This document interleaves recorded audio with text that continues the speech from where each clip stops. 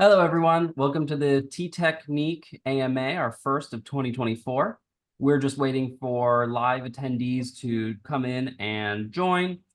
And we are right here at the top of the hour at 8 o'clock. With me are Pat Penny. Hey, hey. And Zongjun Lee. Hello.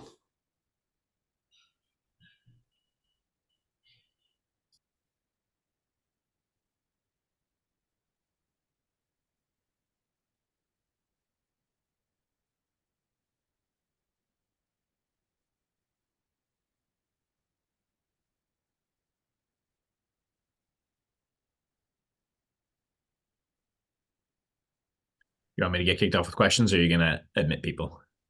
Let me admit people.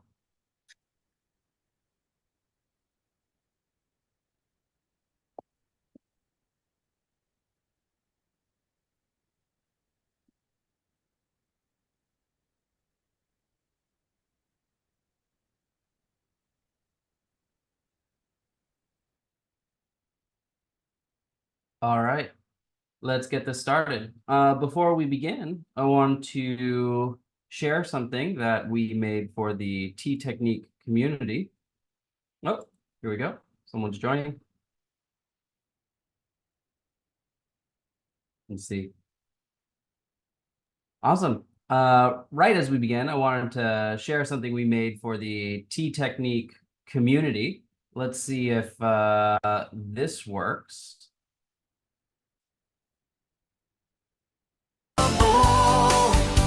I wanna be the very best tea master there ever was. To brew them is my real test, to taste them is my cause.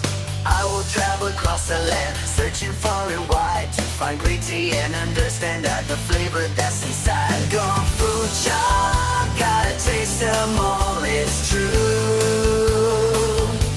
I know it's my destiny. Gone food cha, you're my best brew. We must progress, you teach me, and I'll teach you. Kung Fu Cha, gotta taste them all.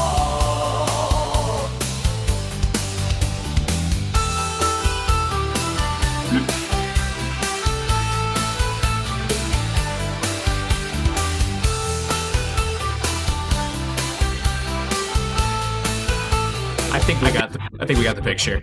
Every tip along the way was skill I've been willed.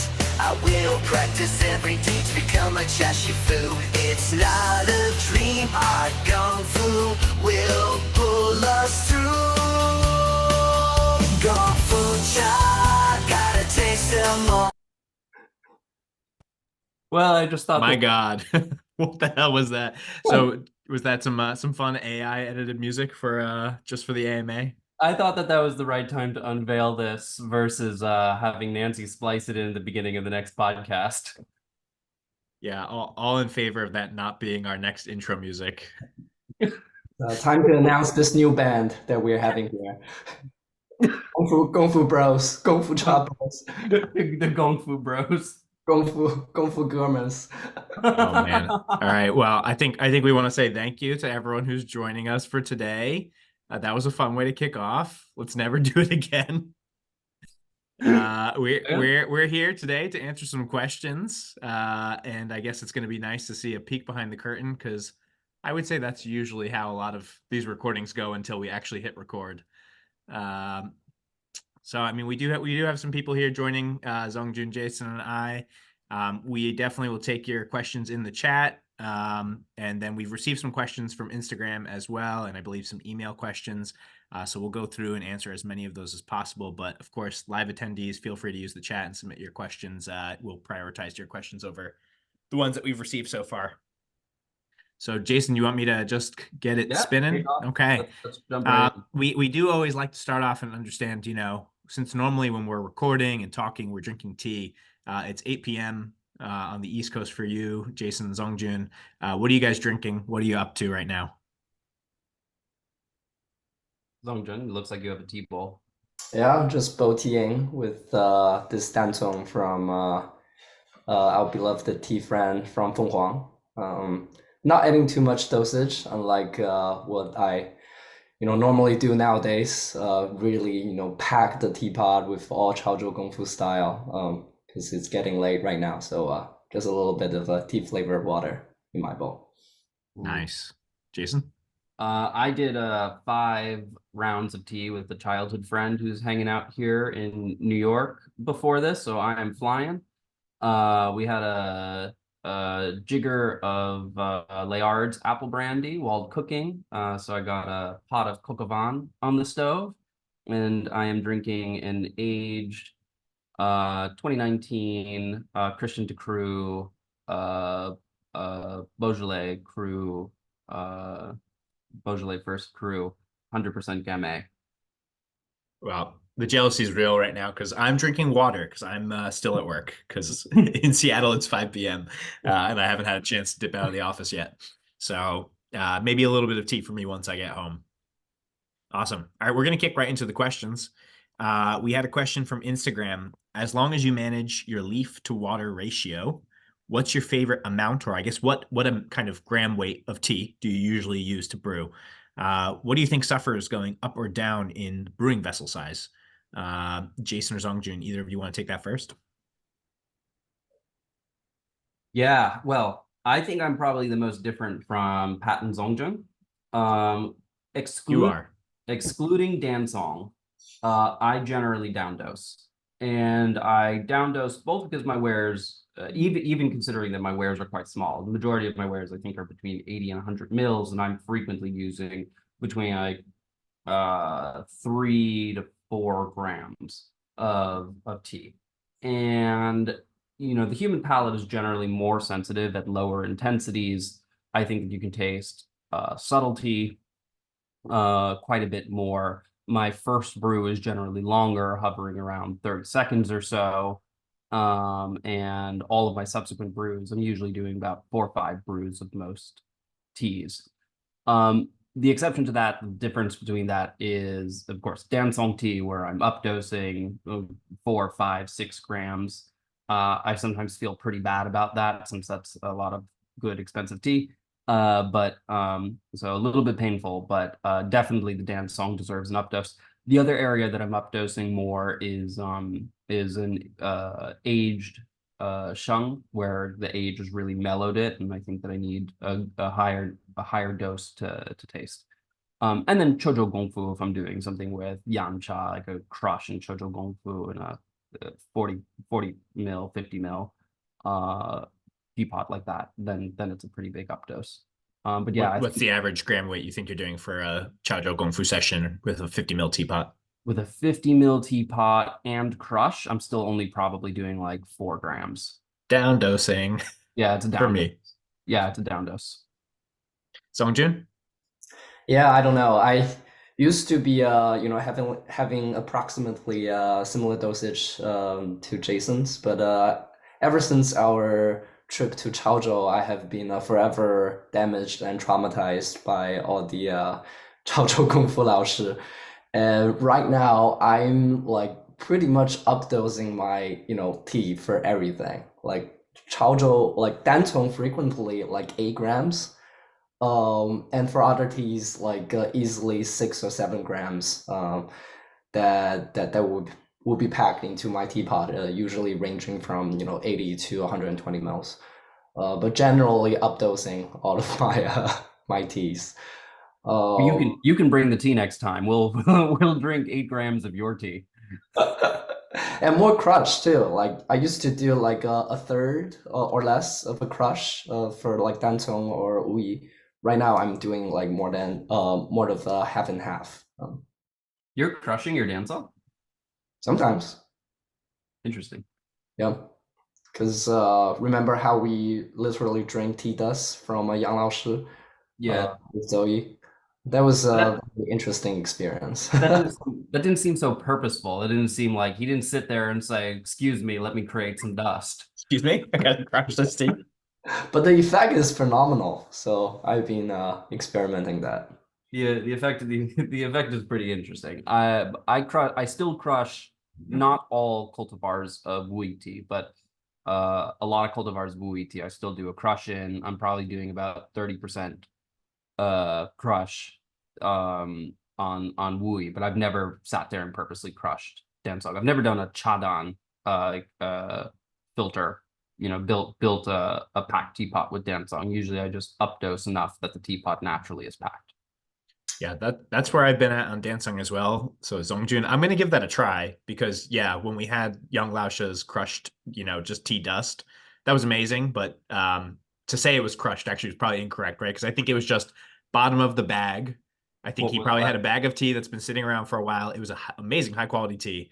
But yeah, it's just I think what was sitting at the bottom. And maybe as he bicycled to Zoe's place, I think We got a as little he more, bicycled a there, it might little have been more in his crust than back natural. pocket. And yeah, so it's both getting crushed and warmed up a little bit at the same time. So yeah, I definitely have been updosing on Dansongs. I've been doing probably similar to you, 8 to 10 gram. Sometimes in a Yeah. Gaiwan, I'm doing 10 gram. I have been having a lot of fun going back and forth between Gaiwan and Chaozhou clay pot, Jijian's pot, and versus ceramic Gaiwan, and just seeing the differences that show up. I would say my usual dosage though from most teas is about 3 grams in a 100 milliliter Gaiwan. And I carry that ratio between 3 and 4 grams. I carry that around for most of my tea brewing. Um, I would agree that Jason, I'm pretty close to you on shung for older shung. I definitely do updose. I think the only place I purposely down dose is fresh green tea and wet stored shung and shou. What are you doing? What are you doing for, say, like preaching Ming Longjing? That's somewhere where I would down dose. I would do 2 grams for 100 milliliters because I agree that as you kind of reduce the amount of tea, you're reducing the total saturation. Your tongue can pick up a lot more of the nuances. I think as you start to really saturate, the liquid that you're brewing, there's only so much your tongue can really identify and pull apart. And just from a value standpoint, I feel like I'd rather have some slightly more diluted but fully experienced brews using less Yeah. tea than just have one session, right, where I use all my tea and I'm just kind of blasted in the face with it. For green tea, definitely makes sense. Updosing green tea can be very painful. Can really taste like the the astringency from the leaf. I saw a very interesting technique in my recent trip to Shanghai, in one of our tea friends' tea house. Um, and she was brewing Taiping Hogui, and she updosed the tea, but instead of submerging the tea in the gaiwan, she used a kind of like a chemist filter, and then she laid down the tea on top of the filter and used kind of the water to kind of chemist the hokui into a gongdao. So I found the technique very interesting, and the effect was great. Weird. It was delicious tea. That I've not seen. But go ahead. I've had that in Japan for some gyokuro before, where they basically take, like a filter coffee setup, so like a Hario V60 with a little filter, and they'll do like a really high temperature actually for gyokuro. Like sometimes they'll do close to boiling, and it'll be pour over, and so it'll run through the tea really quickly. So it's not in contact for a long time, but they're usually using a lot of tea. So it's an interesting technique, and it was Yeah. actually pretty good. I haven't had it for Chinese tea before, so I feel like it would actually work better for Chinese tea. But yeah, it's unique. It's not what I'm going to do with my own tea though, because what I saw was like at least 10, 15 grams in this V60 setup, which for really high quality tea just feels like a waste. The closest thing I've seen, so I haven't seen that. The closest thing that I've seen is where you have those bundles of really long straight leaves, and I've seen that for like the Buddha hand, and I've seen that for both green tea, with the bundle where it's the stem and the leaf, and I've also seen it for various indigenous forms of sheng puer. And you don't want to break the leaves, but it's not going to fit in a gaiwan or in a yixing. And so what I've seen is they take a chahe, the tea caddy, the tea holder, and they actually wet the leaves in the holder until they soften, and then stuff it into either a gaiwan or something. But then they pour that out as the first brew, uh, um, or they pour it into the vessel, and then they dilute it down and do a flash with it. That's the closest thing. Nice. I haven't Never seen that in it. my life. Sure. So I think these answers kind of touched upon another question we got. So changing tea habits, either from writing about Yixing over the last year or from the visits that we had to China. So, we went to Yixing, we went to Chaozhou together, we went to Yunnan together. So over the last year, how have your tea habits changed? And we all heard our dansong brewing habits changed after going to Chaozhou. If anyone wants to elaborate on that, you can, but any other habits as well that have changed? Well, I think I can answer very clearly for all three of us that we're now all drinking a lot more dansong and we're doing a lot more updose. Yeah. Dansong. Beyond that, other changes wrought by the trip. I would say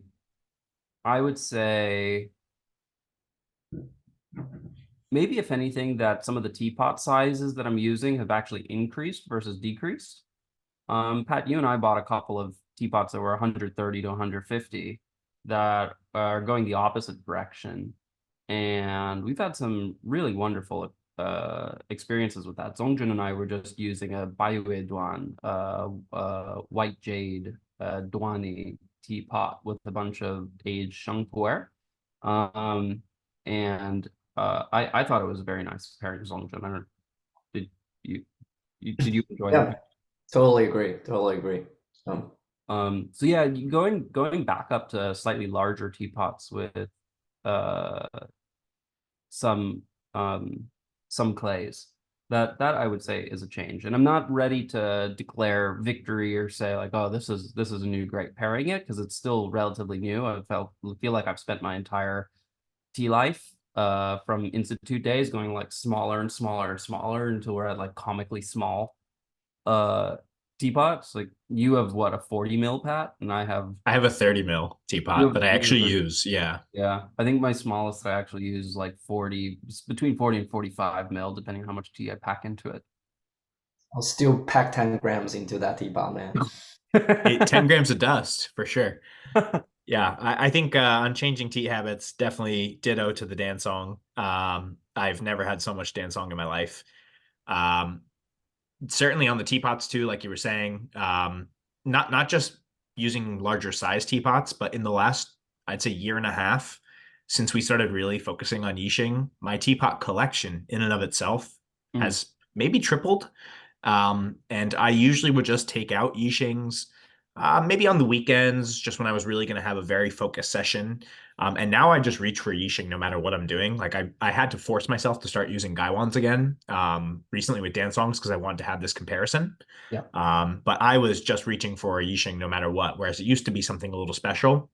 I think the trip to Yixing really hit home for me just how much of a utilitarian ware it had always been, and just how much utility the wares do really have. So I'm just trying to use them. I'm not even trying anymore. I am just using them all the time. So much more Yixing. And how much more Yixing versus Chaozhou? You have the one Chaozhou teapot or maybe two Chaozhou teapots. Yeah.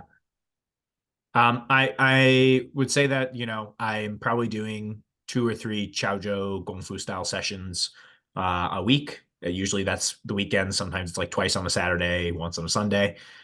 Whereas, Monday through Friday, it's kind of like reach for whatever Yixing I have, brew whatever tea I want to brew in it. And it's not a lazy session per se. I'm still paying attention to the tea. But it's certainly not the focus, nor is it the kind of updose that I'm doing on my Chaozhou sessions. But it's become your driver. Are you using Yixings for any dansongs? I've tried, but I've still had much better results with the Gaiwan or with the Chaozhou clay pots. Sorry, Zongjun, we cut you off before you could answer the changing tea habits in the last year and a half. Actually, very similar cases for me. Similar to Pat, a lot more teapot usage. I have not touched my Gaiwan for God knows how long. I don't even remember where my Gaiwan is. But it's really teapots, and sometimes if I really want to save time, I bow tea. And also like a lot of experiment with different types of tea versus different types of clay, because since we are doing a lot of vertical comparison, and we did a lot of commission with our teapot collections. My teapot collections also expanded greatly. So now that I have a lot of these capacity to experience different types of tea with different types of clay, which are all very interesting. And also, if I'm in my home base in Changsha, I have this whole Chaozhou Gongfu setup with a clay stove and shadiao to brew my water, and then use my Chaozhou to, of course, brew dantong. The whole thing is just like the satisfaction fixate into your habit that you really want to do it when you brew tea. It's really quite a lovely experience and lovely set of equipment to have. The shadiao is another new, piece of equipment for me this past year. And so, I only just bought my own tetsubin maybe 2 years ago now. I was going tetsubinless for the longest time after leaving the institute, which felt tough. But now getting this shadiao, it's been kind of a really fun way to just experiment and see how, the lighter water from the shadiao affects certain teas versus the heavier water from the tetsubin. So that's been another area that I've been experimenting a lot this past year. Yeah, Yeah, for our audience, shadiao is a kind of like a clay kettle that people use to brew water in Chaozhou. It's a very thin body clay kettle, usually side handled. The pronunciation might sound very weird to some of the Chinese speakers. It's a synonym to like dum dum or dummy, but it's spelled sand, sha, and diao, which is like to carry, but the radical instead of the hand radical is the metal radical. Jason, do you have one near you that you can? I know this is an audio medium for those who are going to be listening later, but for those who are online right now, if you were able to reach for one. All right, Jason's going for it. I'm going for it. Okay. Well, I think in the interim, I did want to just mention, talking about changing tea habits. Emily, who is our newest member of the podcast, was not able to join us. Unfortunately, she's not feeling well, but she's also getting into Chinese New Year. So I hope she is feeling better for her celebrations later today. It would have been interesting to hear her changing tea habits because she wasn't on the trip with us. But hopefully she'll be able to give a little bit of color later on. Whoop, there's water in your shadiao. Not supposed to be water in there. All right, so for those of us online who are getting to watch Jason spill on himself, that's some real gong fu. What he's holding in his hand is a shadiao, so a Chaozhou clay. Yeah, being a shadiao while holding a shadiao. Yeah, I think it's fine. One more time. There you go. There we go. So it kind of looks like a Japanese kyusu, right? I mean, it's not meant for brewing tea in, it's meant for boiling water in. But this is made with Chaozhou clay. And both, I think, Jason, you and I have the same exact one. Zongjun, do you have a different one? I do, but it's not here in DC. Okay. It's sitting in my house in Changsha. Yeah, so Jason and I have the same shadiao, and it's made by a cousin of Chen Jijian, who is a potter who we have some teapots from as well. Okay. We're going to jump on to the next question. I think we hit that one enough. Here's one that we've got. So often on forums or online discussions, when tea technique is mentioned, there's concern about the label and implications of calling Chinese tea culture a ceremony. Do you regret using the term ceremony in the title of the books? Jason, I'm going to pass that right over to you. Oh, that's a great question. Okay, so kind of. The definition of ceremony that we use is so specific and so academic. We define ceremony as the anthropological ritualization of a goal. And it's a definition that we've been using since the Institute days, and it serves a very distinct purpose of discussing the codification of Chinese tea culture, the evolution, the idea that it's a living culture. And I love that definition. I love the implications of it. The problem is that the problem is that when people see that the title of the book is the art and science of Chinese tea ceremony, like, tea ceremony, these must be spiritualists. These people don't, these must be anti-historical, revivalist, new wave tea people telling you that you have to wear robes and do 3 bows to the Buddha I'm before not supposed to do those things. and burn incense. Well, we do, Pat, we do, but that's not part of the tea ceremony.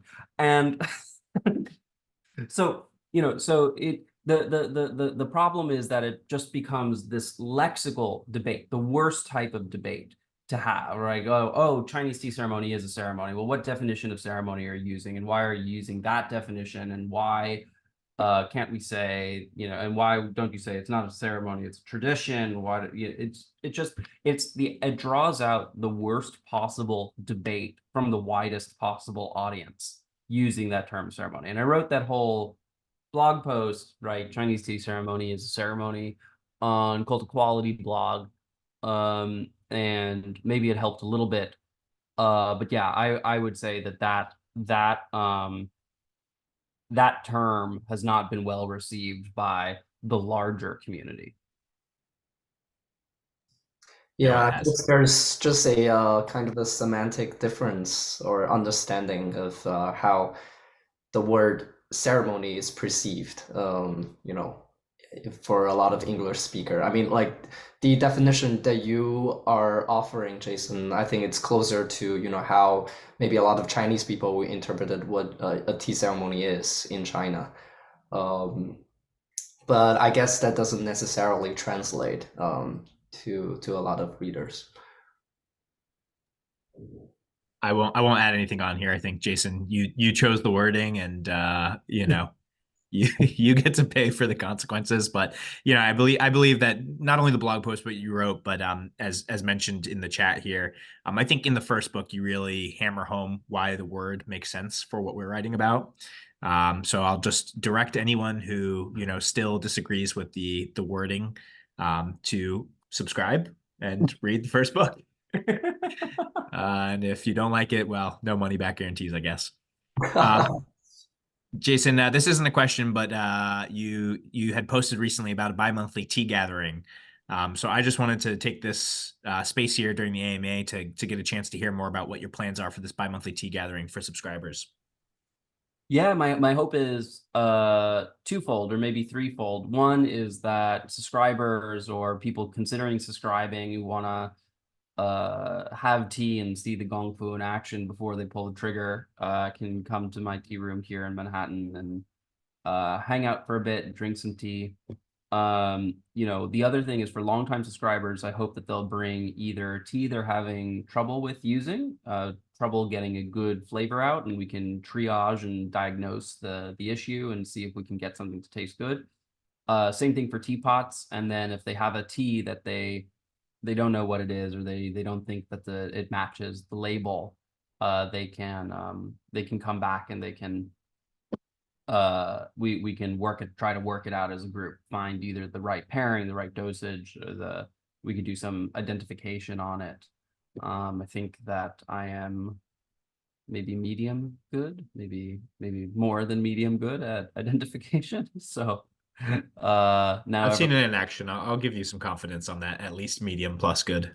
Yeah, now maybe everyone's gonna come out with their hardest to identify teas. Like, this is Wui tea, but done in a indigenous peoples community, Miao environment on the border of Laos. Why couldn't you identify that? Who processed Wuyi on the border of Laos? No. Sheng, Zongjun, Sheng. Oh. Yiwu.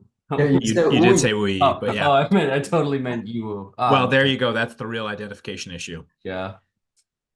So that sounds awesome. So it sounds like you're going to have the first one later this month, right? Or was it next month? I can't remember. 2 weeks from today. Okay. Yeah. And so you'll report back maybe in a future podcast 3 or 4 weeks from now on how that went and whether or not you're going to keep doing it.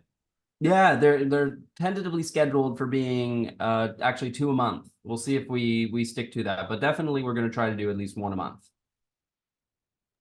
Awesome. And I think just to follow up a little bit, after you're doing these sessions in another few months, you're going to be going back to China, as well as I think you had some plans for maybe Taiwan.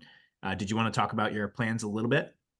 Yep, so I'll be a month in Taiwan. I'm gonna take back my old motorcycle and ride up to the Tea Mountains and visit a bunch of people I haven't seen in a long time. I still do love Taiwanese teas. I think that a lot of the Taiwanese high mountain oolongs and mid mountain roasted oolongs, and a lot of the work that's been going on in improving quality and everything there is really is they're fun to drink. They're really nice teas. Um, and so I'm excited about that. I'm perhaps even more excited about the food and just general quality of life and getting a chance to be back on a motorcycle, zooming around some dangerous blind corners with poisonous caterpillars hanging down from silken threads, invisible until they smack into your helmet, and or worse. Right Not into speaking, your throat. not speaking from experience. That's why you wear the full face mask helmet. Oh, Uh, I'll take road rash over poisonous caterpillar on me any day. Um, yeah, I'm super excited about this. I'll be there for right now. The tentative plan is I'll be a month in Taiwan, um, and then I'll be in mainland China for 3 weeks. Part of that is going to be non-tea work. Unfortunately, it'll be the new company Simulacra work. But yeah, we're not exactly sure where we're going to go yet. We're trying to decide if we go to Wui, if we do more work in Chaozhou, if we do more work in Yunnan. It's not really going to be harvest season, so it'll probably be more tasting work and work with tea makers. But there is a nice thing of visiting when it's not harvest season in that they're not in the fields and like, can you get out of my way? Uh, attitude. It's much more relaxed and you can taste with them and you can walk the fields and everything. So I do love visiting in harvest, but I also know that we're, researchers with a notebook and a camera can be a serious nuisance uh, in the middle of a harvest season. Yeah, that's gotta be fun. I can't wait to go back to all those places or finally be able to venture into we. Yeah, no, Wui's on my list too. So I'm hoping, Jason, that I get to join you for at least part of the trip. The Wui part would be awesome. But thinking that, at least the Taiwan part we're going to make happen. Zongjun, I know, are you having any plans to go back home or to join up on this research trip? Yeah, Yeah, so most he's going to be likely. in mainland.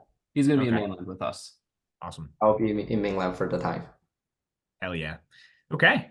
All right. I'm going to jump back to the real questions then. That was just, wanted to dig a little deeper on the update log. Let me take a look through here. All right. So these are on tea and teaware identification. So Jason, you were just talking about being medium plus good at identifying teas and teawares. What teaware or tea identification has stumped you recently? Oh, that's a great question. And I'm actually going to do the total tea mastery thing of answering an entirely different question. I was just had uh two side-by-side experiences. Twice people showed up to have tea together, and both times they're like, this is allegedly Lao Banjiang. And the very first time this happened, or one of the times that this happened, I was skeptical. It was from a merchant who I had heard of. I didn't use myself. I didn't buy things from. Wasn't really sure they knew what they were doing. And Lao Benjang, tons of fraud. There's lots of reasons why it might not be what it claims to be. And I was just ready to trash the tea, trash the, there was not an ego. It wasn't showing up like I brought you Lao Benjang. It was very much a question of like supposedly, allegedly, this might be Lao Benjang, right? Like, do you think it is? And I was just absolutely ready to trash this. And we start brewing, and the very first note is pure straight camphor. Very monotonal, very distinct, very punchy, but it very much matched my prior experiences with more verifiable Lao Benjang. And 3, 4 brews in, I kept thinking like this can't be, this can't be, this can't be. Like I don't know, like where this that guy is not the guy I would have assumed has the real stuff. right? And at the end of the session, I was like, I think this is it. You know, I can't find any faults in it. I think this actually is Lao Banjiang.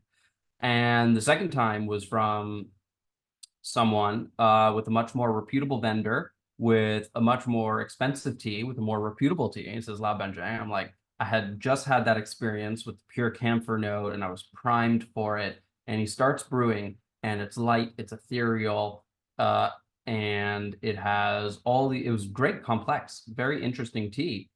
But you know, if I had to do a blind identification on it, I would have said it's Boha, maybe Gaoshan, Yiwu. But it tastes like boha. I mean, the predominant note in it was mint. It was minty, it had menthol, and it was light, and it had absolutely no camphor.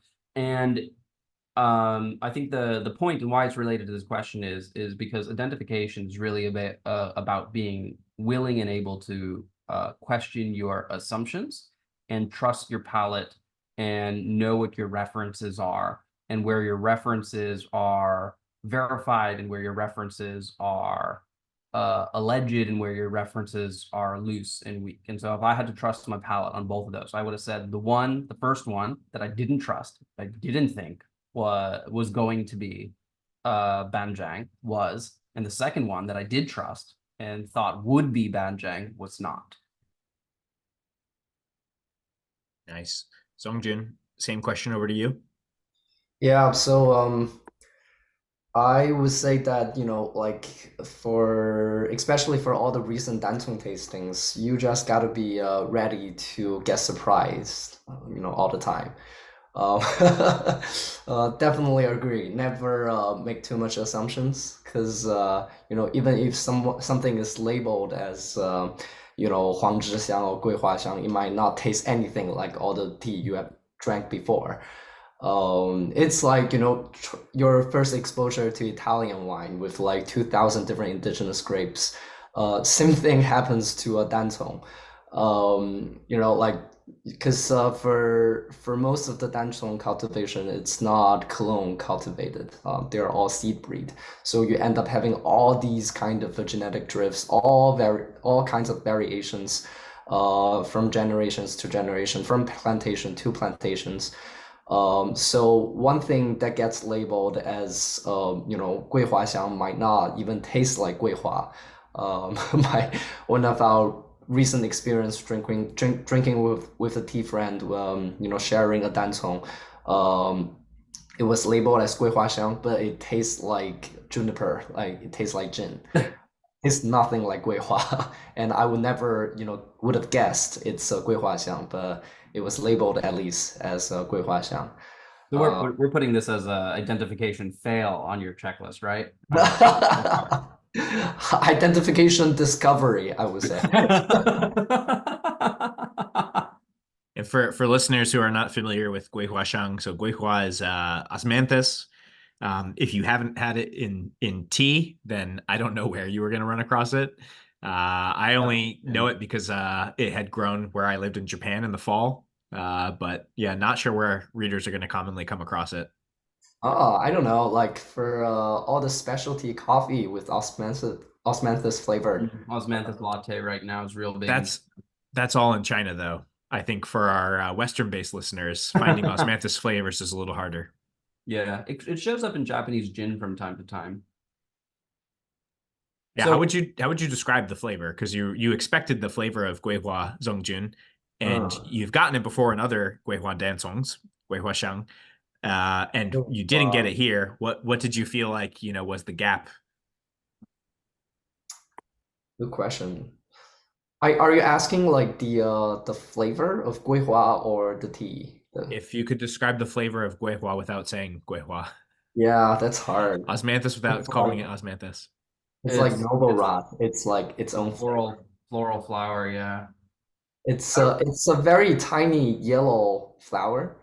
If I would have really described it, it's like dry honey, cinnamon, and apricot. That was a really good description, actually. And having a kid. Jasmine with an apricot note. Yeah.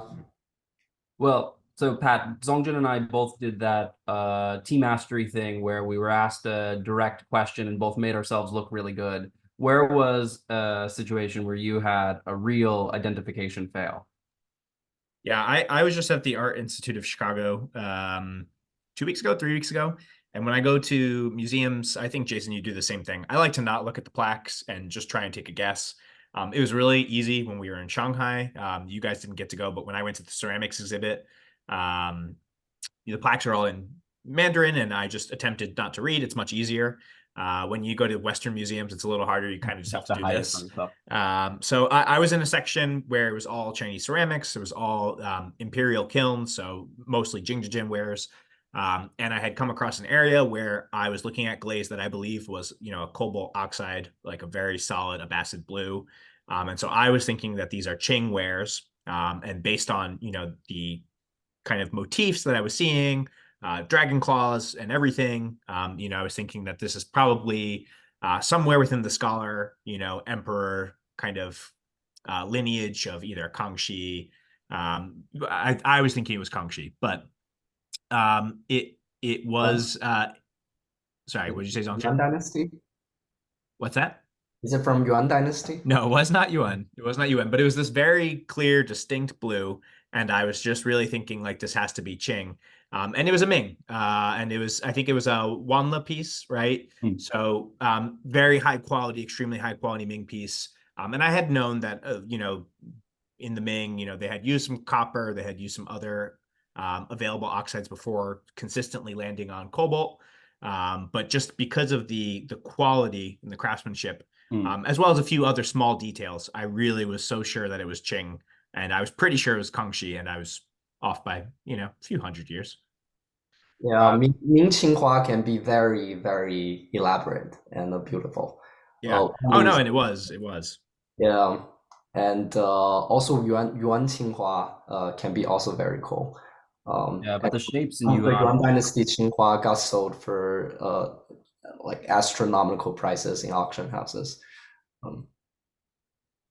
Jason, you were Oh, gonna say I was saying that the Yuan dynasty are usually very different shapes, so I find them pretty, and the motifs are just drastically different. So I usually don't get Yuan wrong, but one Li Qinghua from time to time, I think I'll misidentify as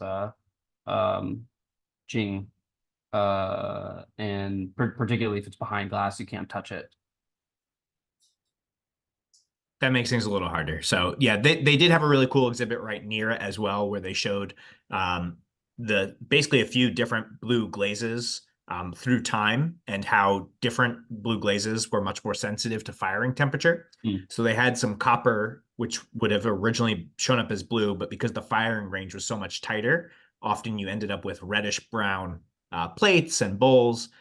When they were using what they wanted this dye to show up as blue. Yeah. Whereas this cobalt oxide, which became more and more popular, right, consistently fired within a larger range as the bright, beautiful Ming and Qing blue that we're all familiar with. So yeah, that was my real fail, not to make me look good. Okay, we'll jump to another question here. Okay. I like this one a lot. Okay, how do you envision the book contributing to the broader understanding and appreciation of Yixing teapots and Chinese tea tradition? Jason, throw that your way. Ooh, I don't know. Who's going to read 1,000 pages about Yixing? Someone's going to get something out of this book. I don't know if it's going to be me. Broader. Think broader. How do you think? I do think that the book will be more than a reference book. I think that particularly as we get into the later chapters around tea and pairing, around historical attributes, around identification, I think that it'll be quite a good conversation. A lot of people still reference early Yixing Teapots volume 1 from Dr. Liu in Taiwan. And that book focused very heavily on F1 and started part of the F1 craze and the ability to identify F1s. And I don't think that my book will start a craze for any specific period. I think I've done quite a bit to dissuade people from thinking in terms of the greatness of any one period, but I think it will start a renewed interest, I mean, potentially in downdraft wood-fired kilns. If anyone can find it, a dragon kiln, let me know if you find it. And in the use of Yixings, again, for very specific pairings, and the exploration of Yixings across multiple pairings and not allowing a patina to build. So I do hope that it'll have an impact, and less amongst collectors and more amongst practitioners. I hope that people really purchase teapots to use and to explore with, and are not too caught up in, it's Junie, so I should use it with a high mountain, or it's Duani and someone online said that I should use it with puer and that kind of thing. I think I'll just add on. I hope that, whether people read the entire book or they read a section or they listen to a few podcast episodes, I think what I really want people to take home is to really experiment with what they have, right? So hopefully, through reading and listening, they're able to obtain a good quality teapot. Doesn't matter what that clay is, as long as it's high quality clay. And I hope that they just try it with everything and they don't, listen to all the myths that I would say are still prevalent today. And they don't just try and pair it with one tea. I hope they try to really use that as a tool to learn, right? And to use these pots as tools for them to learn and build their gongfu and, maybe eventually one day build a collection and come hang out and drink tea with us. Zongjun, anything else you hope the book achieves? Yeah, so when we were in Yixing, we do see this very clear segment of teapot users, teapot buyers, and teapot builders for the purpose of aesthetics and for the purpose of usage. And I think in our book we are really leaning towards like teapot being a utilitarian tool instead of something that you sealed in a glass cage to appreciate its outer beauty. And I think this theory really intertwines with a lot of the arguments and contents that we are writing in this book too, right? Like teapot is a living art. It's a tool meant to be used. It's a tool meant to have interaction with your tea and with your feelings. And I think that's something that I feel very inspired of. Oh, you're muted. Add your notes. Yeah. Thank you.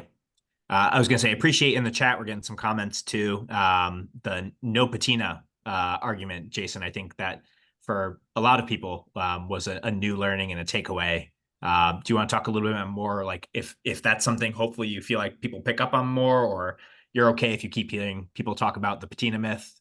What do you want to come from that? No, well, if the patina's on the outside, the people can do what they want. They want to have a cha chong covered in tea grime on their tea table. They can they can do whatever they want. But inside of the teapot that I'm drinking out of, like either A, the clay is special and the clay needs to touch and interact with the tea, or B, the clay is not special and you're building up a mountain of tea grime to interact with the tea. The whole idea that you should be able to pour boiling water into a Yixing and get tea with no tea in it, right, is just that is not realistic, or Not healthy. Yeah, it's realistic but not healthy. We don't get to have both, is what you're telling me. I can't have special clay that also is full of tea grime that makes my tea taste beautiful. No, if the whole point, if the patina is on the inside, then the tea's not interacting with the clay. Yeah, thank you to our listeners joining for reminding us of that. I actually forgot about that section of the book.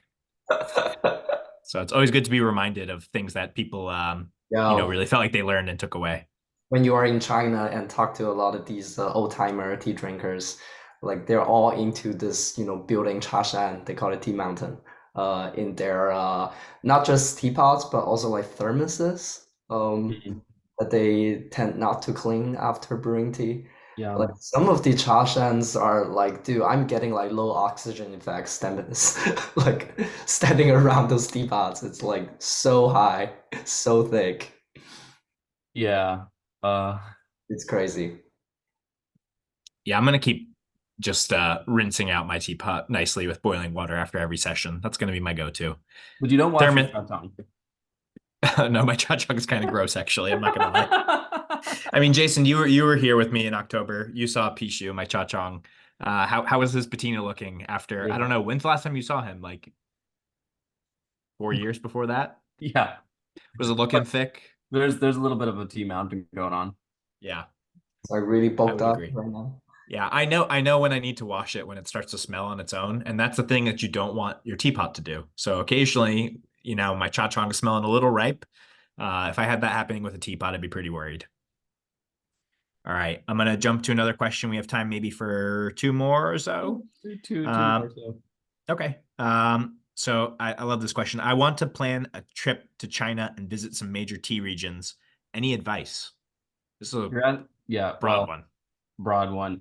If you are new at this, if you do not speak pretty good Mandarin and you haven't been to China before, do not start with Yunnan. Uh, Stick to the coast. You could basically go anywhere on the coast, but some places are harder than others, right? I mean, if you wanted to do a tea trip, you know, you could walk the mountains of Wui. Just don't try to buy anything in Wui, because it's a really difficult insular place. You know, if you have contacts or somewhere in Hangzhou, or if you could walk around Westlake, there's lots of tea related things there.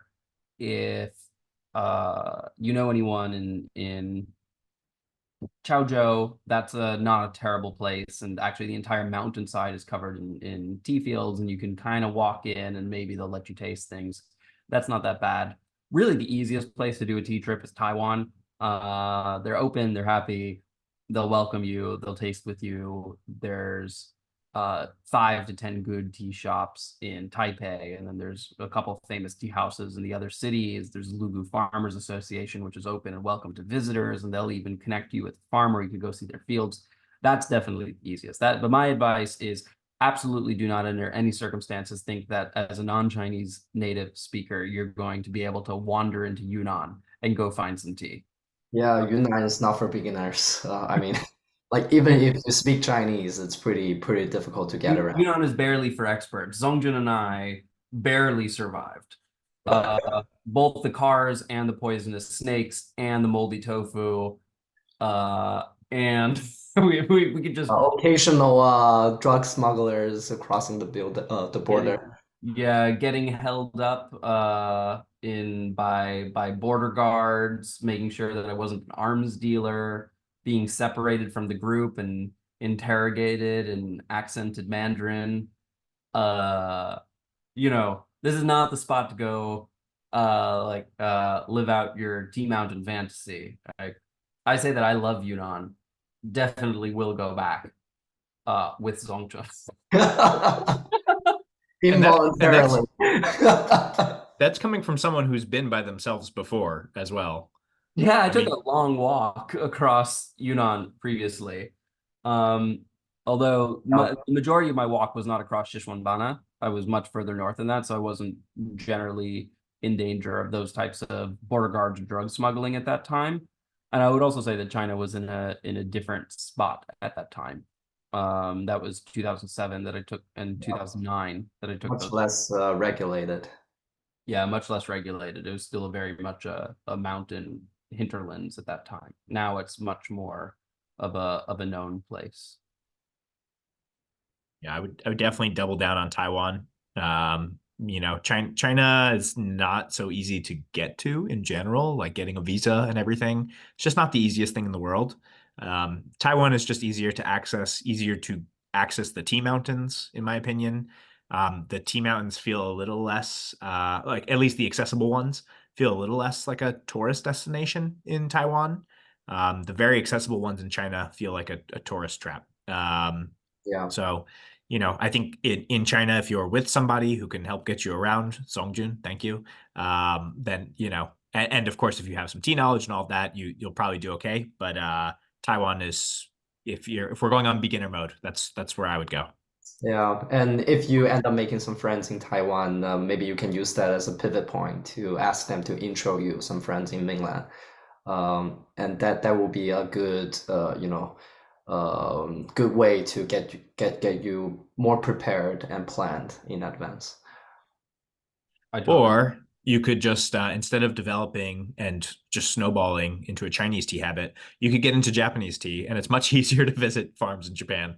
You can get to most of them with train ride and a rental car. It's pretty easy.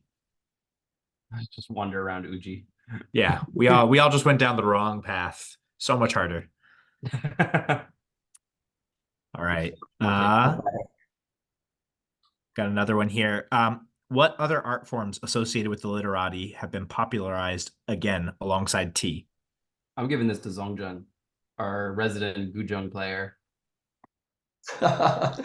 Guzheng, wow, all sorts of art that you can see, not just like thrive alongside, but also having interactions with, like calligraphies and traditional ink paintings. You see tea or tea ceremony being a theme in those art forms, or you see them being inscribed onto, like, let's say, teapots or teawares. So they are really, a ecosystem, so to speak, in traditional literati's lifestyle. That you cannot just have yourself know one thing and not touch upon the others. Like, it's almost impossible. I like your answer and I agree with your answer, but I don't know if it answers the full question, which is where do we see revivalism? Where do we see new interests or revived interests? Because I would say things like seal carving is a bit of a revived interest, right? I have my Shinchu Xiaotong seal, and your father graciously offered to carve my seal for me that I chop things on. But I think seal carving is one that's kind of a revivalist moment right now. Japan never really lost it. You still need your hako, yeah, Hanko, yeah. to sign. Yeah, I had to Hanko all of my bank statements and everything when I lived in Japan. I had to use it to like stamp into work and stamp out of work. So yeah, it was definitely still a big thing. I would build on that. I think at least in a Western facing and commodified way, incense has come back hugely for, I think, particularly with its association with tea and tea practice. Yeah, I totally agree. Incense and also like traditional Chinese instruments like Guqing and Guzheng. You see all these, they call it yaji, elegant gathering or elegance gathering. That happens a lot in China nowadays, where a bunch of tea lovers, incense lovers, traditional musicians, they will gather with a theme, and then they will do like a tea tasting, incense appreciation, and play musics along the way, and do poetries, do calligraphies. You see this much more often in the past decades with the popularization of tea culture. I have two questions based on that. One is that you think this is a good thing, or you think this is generally a positive development? Oh yeah, of course, of course. And then the second question is do you think that in any way is this seen as effeminate? In the comments, someone asked floral arrangements. So Danny, I'm going the same mental route as you are. Is this seen as effeminate at all, or is it there's no hint of effeminism?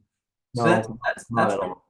that's really interesting to me, because so I do some ikebana. I really enjoy or closer really to chabana, right? Just grabbing a couple of flower stems and having the flowers in some nice bowls with the frogs and stuff in my tea room. And for some reason, particularly that in poetry, in Western world, can frequently be seen as effeminate. it's interesting that's in Asian culture there's no hint of that being a feminine thing. Yeah, no, actually, the gender ratio is pretty much 50 to 50, and frequently like end up seeing more like male flower arrangement practitioner in Shanghai versus female. Two of the more famous flower arrangement 老师 that I know are both males. So I don't think there's any social context on that in China, or I don't know if Japan is also the case.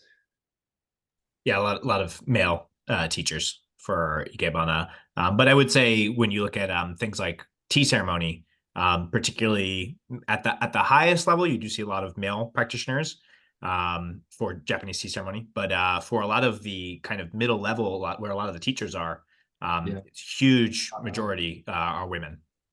Versus Versado in Japan. Yes. Yeah. I guess this really like a masculine and a feminine balance has always been very important in Chinese culture, because you have the old saying, 心有猛虎，细嗅蔷薇. You have a tiger in your heart and you are able to smell the rose. I think that has always been, a very a core value, personality value for literatis in China. That's very poetic. I love that. I think we probably don't want to end there. Jason, is there one question you really love that you want us to ask from the Instagram questions we have here? Ooh, great question. Any plans or recent changes to your daily tea space? Well, Pat, I don't know if you want to announce it on this AMA. Yeah, I bought a house like 4 months ago. Our subscribership is not that good. Technique did not pay for it. My work paid for that for sure. But yeah, I bought a house. The downside is that in the place I was renting before, I had a tea room. I had to downsize a little bit. I no longer have a tea room. So my tea space is now my living room, which is also where my video games, my TV, my cats, everything are. So it has made it a little harder to collect myself, feel a little separated from the rest of what's going on, and kind of be centered and focused on my tea. So that's been a little bit of a challenge, and just things moving and things being in boxes and all that.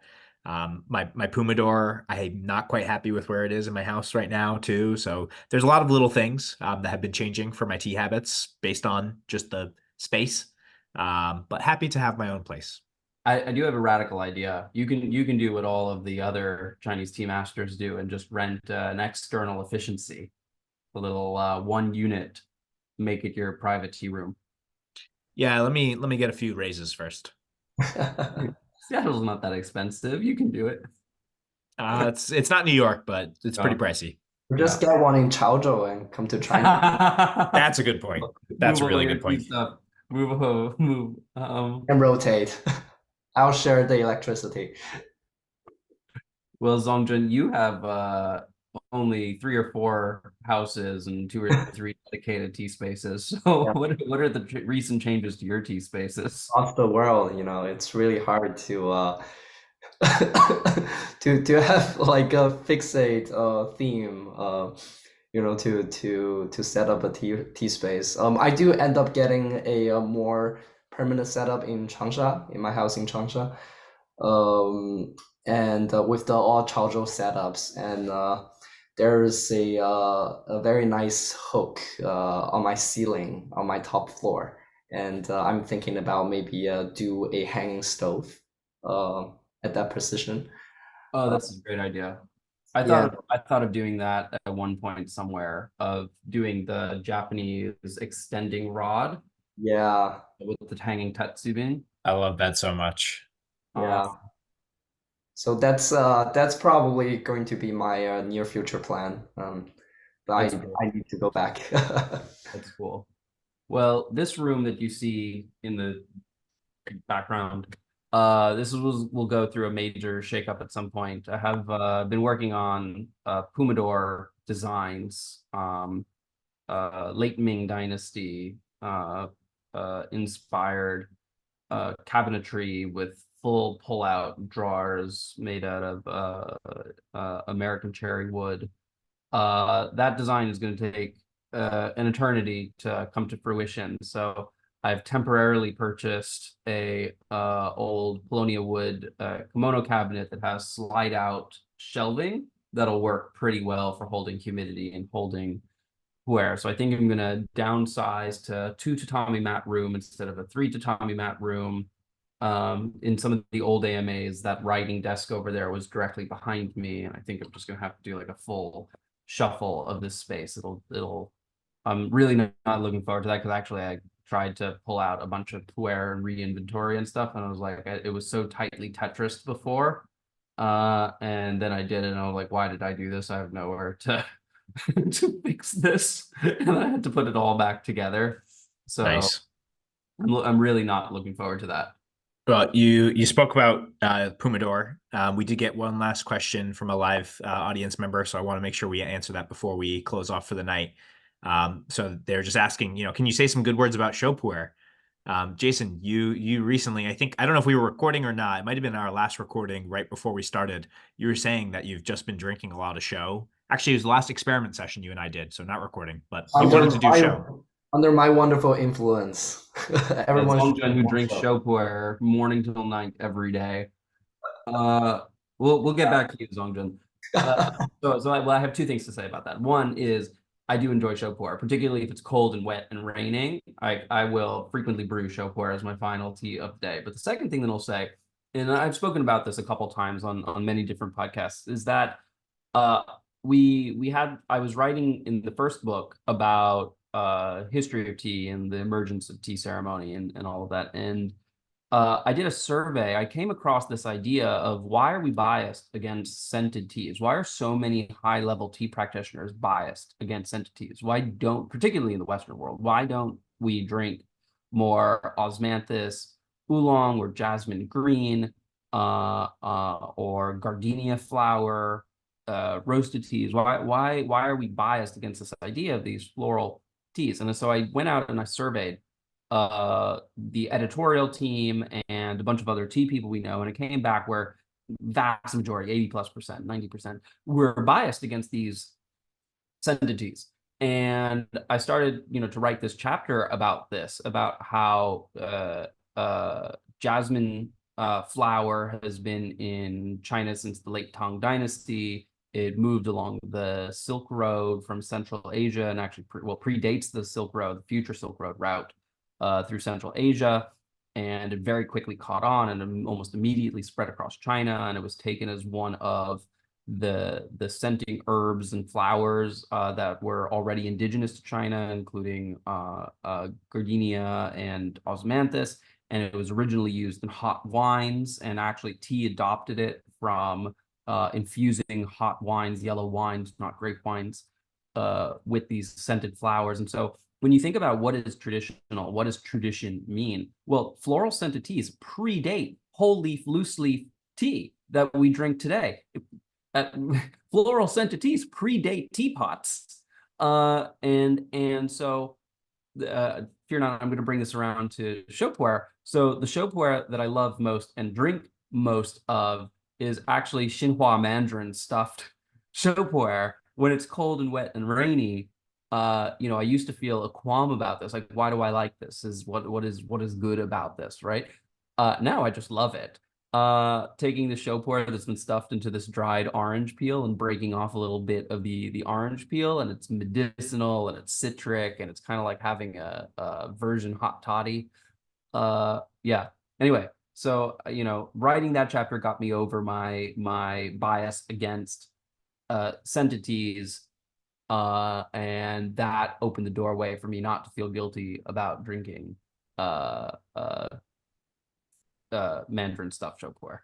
The bias thing is interesting though, because I do think there is this interesting curve where people, when they get into tea, shou puer is one of the first teas that I think a lot of people gravitate towards because it's different, it's interesting, it's maybe familiar in a way that coffee feels familiar. So they can kind of latch on quickly. And then there's this curve of, like, as you start to feel like you know something about tea, you're kind of like, oh, shou puer. I heard people who really know their stuff don't like shou puer. And so then maybe you kind of avoid it for a little while, and then you learn a little bit more about tea, and you're like, I don't give a fuck what everyone else thinks. I really like shou puer. So I think there's always this kind of cycle with shou puer. Really interestingly enough, I would say I don't drink a ton of it. My wife really loves shou puer, and so like she's just kind of drinking through the whole collection. And so when the weather is right, usually on a really cold and wet and rainy day, and I ask her like, "Hey, what do you want to drink tonight?" Inevitably, it's going to be shou puer, and so I probably drink shou at least 2 or 3 times a week. But if I'm sick, I want to drink shou. Pat, the problem is that Seattle is always cold and wet and rainy. So And that's why I'm always drinking shou Go, puer. man. I do bowl tea or lao ren cha shou puer a lot, so I will have it at work pretty frequently. So you're just acclimated. It's never cold enough, rainy enough, and wet enough now in Seattle against baseline for you to want show. That might be true, actually. Just past, really, really weird way of saying that I drink shou puer every day. Yeah, it was a really weird flex, but you got it. Yeah, I don't know. I grew up drinking shou puer. I was born in Guangzhou, and shou puer is like the pairing to Guangzhou dim sum yum cha. So like this is very much my childhood taste, and not shame about it. What you were gonna say something about the Mandarin stuff show for? Oh yeah, I really enjoyed that too. And also different versions of Mandarin, like Xinhui orange or like those little green, like calamansi sized little green citrus. And also some of the larger Mandarin oranges.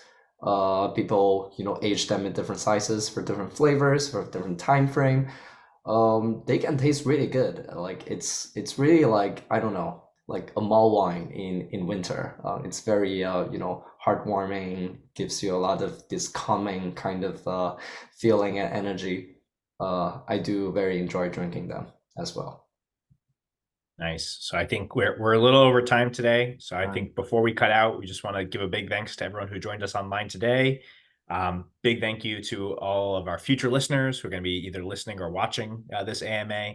Thank you to our subscribers. And Jason, to close it out, I'm going to pass it right back to you. No, thank you everyone so much for joining. Thank you to the readers. We hope to gather more of you. We'll probably do a little recast cut of this and talk about the word ceremony on Instagram. So if you double tap that like button and share it, I think that's the one and only time I'll ever say that. Yeah. Thank you for being here. Thank you.